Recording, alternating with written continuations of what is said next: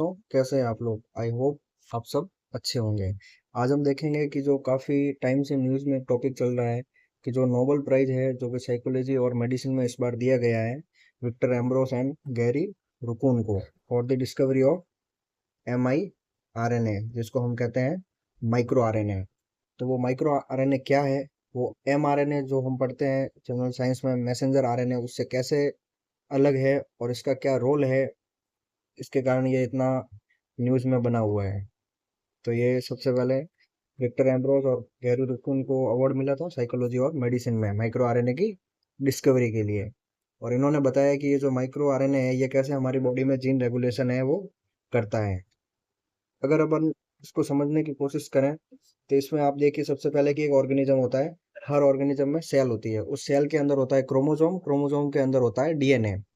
और डीएनए में बेसिकली क्या है, वो सारी इंफॉर्मेशन होती है कि कैसे एक ऑर्गेनिज्म की बॉडी को बनाना है, कैसे उसको मेंटेन करना है, क्या रिक्वायरमेंट रहती है, उसके ब्लूप्रिंट होता है बेसिकली डीएनए में। इसके बाद हम देखें जैसे एग्जांपल के साथ, यही डीएनए है, इसी डीएनए के पास इंफॉर्मेशन होती है कि कैसे बॉडी में प्रोटीन बनाना है। 20 अमीनो एसिड होते हैं, वो 20 अमीनो एसिड अलग अलग परमुटेशन कॉम्बिनेशन होके उनका 1 लाख से ज़्यादा प्रोटीन बनाते हैं। तो हमारे बॉडी में हर सेल का अपना एक काम है और वो काम है कि प्रोटीन बनाना। जैसे अपन देखें हीमोग्लोबिन, हीमोग्लोबिन एक प्रोटीन है जो कि एयर को लंग से टिश्यू तक ले जाता है, जो कि अपने ब्लड में होता है। और ये जो हीमोग्लोबिन वाला प्रोटीन है ये सिर्फ आरबीसी नाम रेड ब्लड सेल्स है जो कि अपनी बॉडी में वो बनाती है।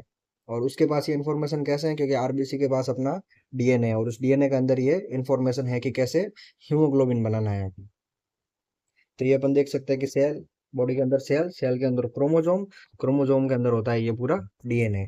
और एक चीज आती है जीन क्या होता है। तो ये जो डीएनए होता है ना, डीएनए का एक पर्टिकुलर सेगमेंट होता है जिसको अपन कहते हैं जीन। और on an average human body में 19,000 से 20,000 तक जीन होते हैं और इन जीन की हेल्प से ही ये बॉडी अपनी है वो प्रोटीन को बनाती है। और हर सेल्स के पास जीन होते हैं, हर सेल्स को पता है कि कैसे प्रोटीन बनाना है। बट कोई भी सेल्स है वो सारे के सारे प्रोटीन नहीं बना सकते। जैसे ये आरबीसी है तो आरबीसी हीमोग्लोबिन बनाएगी और कोई प्रोटीन नहीं बना सकती, या फिर कोई और सेल्स है वो हीमोग्लोबिन नहीं बना सकती इन जनरल केस। ये बेसिक जो अपन पढ़ते हैं कि डीएनए कन्वर्ट होता है सबसे पहले एमआरएनए में। एमआरएनए का यहाँ मतलब है मैसेंजर आरएनए, और यही मैसेंजर आरएनए कन्वर्ट होता है प्रोटीन में। जब डीएनए एमआरएनए में कन्वर्ट होता है इस प्रोसेस को कहते हैं ट्रांसक्रिप्शन। जब एमआरएनए प्रोटीन में कन्वर्ट होता है इसको बोलते हैं ट्रांसलेशन। अब ये जो एमआरएनए से प्रोटीन का प्रोसेस है, इसी में कैसे रेगुलेशन होता है उसी के बारे में गैरी रुकिन और विक्टर एम्ब्रोज ने बताया है। और यहीं पे रोल आता है एमआईआरएनए का। ये देखे, तो ये जो अपने पास डीएनए था, डीएनए से बन गया एमआरएनए। अब एक बार जब एमआरएनए बन जाता है तो एमआरएनए के बाद ही ये स्टार्ट होता है प्रोसेस प्रोटीन बनने का। अब ये प्रोटीन कब तक बनेगा, ये चीज रेगुलेट करनी होती है।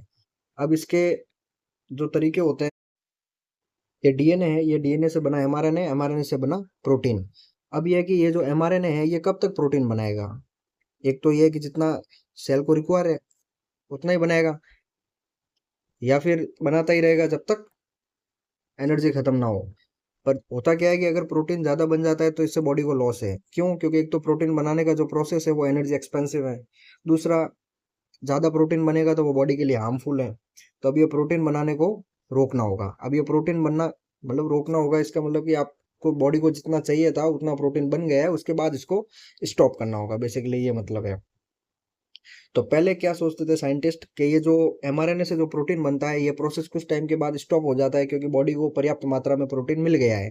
तो उसके लिए साइंटिस्ट सोचते थे कि ये इस कारण से होता है कि सेल से एक एंजाइम रिलीज होता है, वो एंजाइम है वो एमआरएनए को खत्म कर देता है, तो ये प्रोटीन बनना बंद हो जाता है। या फिर साइंटिस्ट सोचते थे कि ये जो एमआरएनए है जो कि अनस्टेबल होता है, इसकी स्टेबिलिटी कम होती है, थोड़ी देर बाद जब प्रोटीन एडिक्वेट मात्रा में बन जाता है तो ये एमआरएनए अपने आप से ही डिग्रेड हो जाता है। पहले ऐसे सोचा जाता था कि जो ट्रांसक्रिप्शन है उसके बाद में जो जीन का रेगुलेशन होता है प्रोटीन बनने के लिए वो कुछ इस तरह से होता है। बट विक्टर एम्ब्रोज और गैरी रुकुन ने हमें बताया कि नहीं, ऐसा कुछ भी नहीं होता है।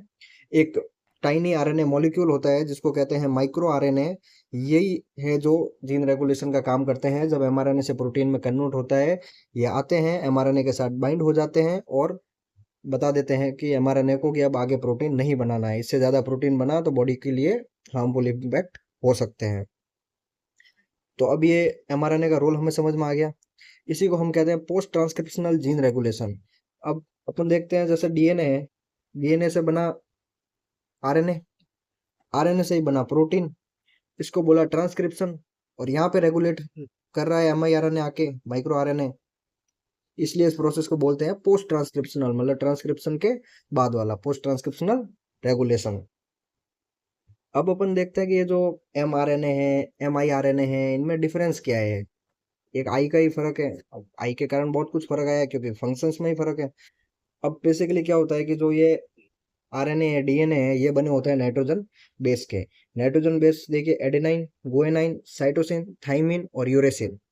ये बेसिकली 4 प्रकार के होते हैं, बट ये यूरेसिल है वो आरएनए में होता है, डीएनए में नहीं होता है। और ये थाइमिन है वो सिर्फ डीएनए में होता है। ठीक है। ये गुआनिन है वो साइटोसिन के साथ 3 हाइड्रोजन बॉन्ड बनाता है। एडेनाइन है वो थाइमिन के साथ 2 हाइड्रोजन बॉन्ड बनाता है।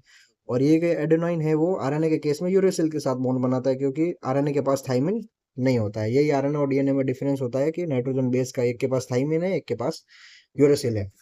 तो ये जो mIRNA है और जो mRNA है, दोनों देखा जाए तो ये नाइट्रोजन बेस के ही बने हैं, बट इनमें डिफरेंस है कि किसमें कितने नाइट्रोजन बेस है।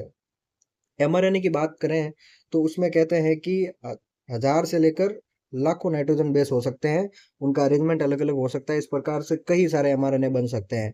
बट जो बेसिकली mIRNA है, उनमें कहा जाता है ऑन एन एवरेज 22 बेस ही होते हैं नाइट्रोजन के। और इन 22 बेस का अरेंजमेंट कुछ इस तरह से होता है, जैसे मान लीजिए ये रस्सी है, उस रस्सी पे एक बेस यहाँ पे, एक बेस यहाँ पे, एक बेस यहाँ पे, एक बेस यहाँ पे। और ये इनका जो अलग अलग अरेंजमेंट होता है, उसी अरेंजमेंट के बेसिस पे अलग अलग प्रकार के mIRNA मिलते हैं। अब ये जो अरेंजमेंट होता है ना इन 22 नाइट्रोजन बेस का, वो डिपेंड करता है कि कौन से mRNA को इसको जाके इससे बाइंड होना है। क्योंकि बाइंड होने के लिए आपको पता है नाइट्रोजन बेसिस का आपस में कॉम्प्लीमेंट्री होना बहुत आवश्यक है, क्योंकि ये कॉम्प्लीमेंट्री होंगे तभी वो हाइड्रोजन बॉन्ड बना पाएंगे। जैसे मान लीजिए ये है mRNA और ये हो गया mIRNA। अब यहाँ एडेनाइन है तो यहाँ यूरेसिल होना चाहिए, तभी 2 हाइड्रोजन बॉन्ड बनेंगे। यहाँ साइटोसिन है तो यहाँ गुआनिन होना चाहिए, तभी 3 हाइड्रोजन बॉन्ड बनेंगे। अगर यहाँ यूरेसिल है तो यहाँ एडेनाइन होना चाहिए, तभी 2 हाइड्रोजन बॉन्ड बनके कॉम्प्लीमेंट्री वो आपस में बाइंड हो सकेंगे। और यूरेसिल क्यों लिखा है, क्योंकि ये आरएनए है। इनकेस डीएनए होता तो थाइमिन होता। ठीक है। तो इस प्रकार के जो इनका अरेंजमेंट है वो ऊपर नीचे होके अलग अलग प्रकार के mIRNA बनते हैं।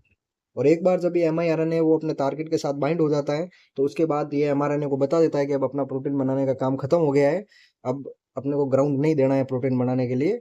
ठीक है। अब एक क्वेश्चन आता है कि क्या ये जो mIRNA है, ये प्रोटीन बनाने का जो प्रोसेस है, उसको ये स्टार्ट हो mRNA से प्रोटीन में कन्वर्ट होना, क्या उससे पहले भी वहाँ mRNA के साथ जाके बाइंड होके इस प्रोसेस को स्टॉप कर सकता है। मतलब कि mIRNA प्रोटीन बनने के प्रोसेस को शुरू होने से पहले ही खत्म कर सकता है। तो हाँ, बिल्कुल खत्म कर सकता है।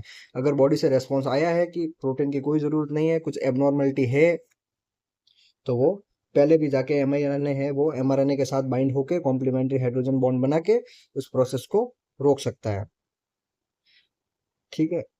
और ये इसी प्रकार हमें पता चलता है कि mRNA है वो कैसे पोस्ट ट्रांसक्रिप्शनल जीन रेगुलेशन में हेल्प करता है। इससे सेल डिवीजन, सेल डेथ, जो भी ये कैंसर सेल वगैरह, उन सब में mRNA का जीन रेगुलेशन के बारे में हमें समझने को मिला। अब एक बात है कि supremacy of RNA, supremacy of RNA हम इसलिए कह रहे हैं क्योंकि जो नोबेल प्राइज मिला है आरएनए से रिलेटेड या आरएनए पे रिसर्च से रिलेटेड, ये 5वां नोबेल प्राइज है।